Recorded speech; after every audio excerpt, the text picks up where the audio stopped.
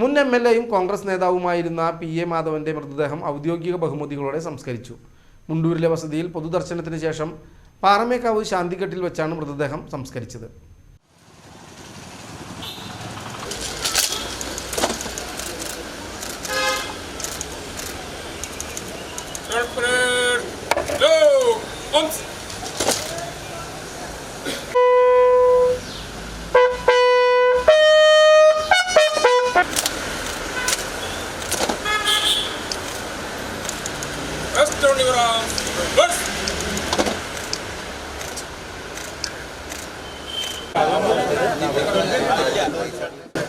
വിവിധ രാഷ്ട്രീയ പാർട്ടികളിൽ നിന്നുൾപ്പെടെ നിരവധി നേതാക്കളാണ് മുണ്ടൂരിലെ വീട്ടിലെത്തിയത്.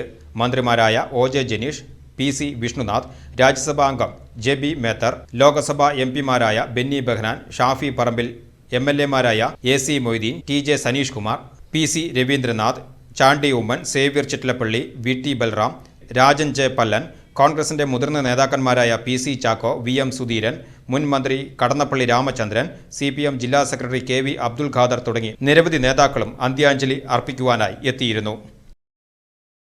ശ്രീ PA മാധവന്റെ വേർപാടിൽ അത്യഗാധമായ ദുഃഖവും അനുശോചനം രേഖപ്പെടുത്തുകയാണ്.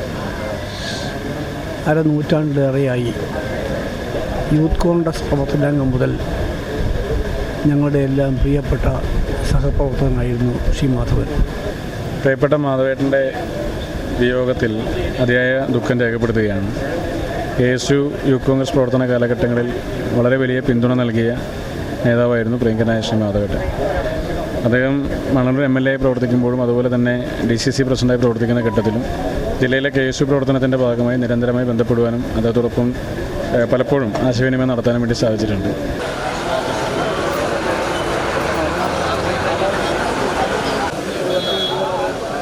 Good.